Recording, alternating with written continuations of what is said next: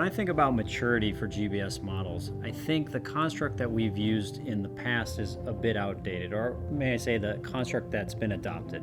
Thinking that maturity is linear is not appropriate.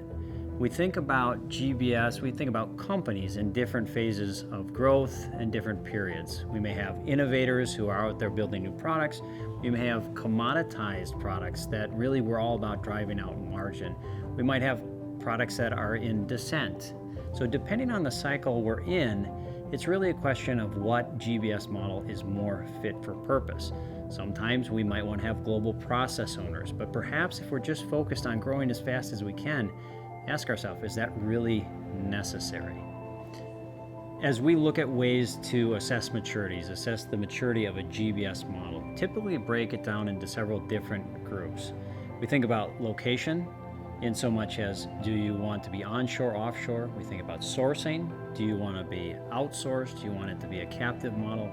We think about process. Should it be standard, or should we allow for variation and flexibility in the business? Also think about controls. We think about the human element. How much do we need to invest in our people? Do we need to have programs, career paths, etc.? So there's multiple levels of maturity, but typically across that spectrum, we'll look at a standard set of items. If I had one piece of advice to give our clients, again, I would blow up this construct that maturity is linear, that moving always to the right or moving to 5 on a scale of 1 to 5 is the best.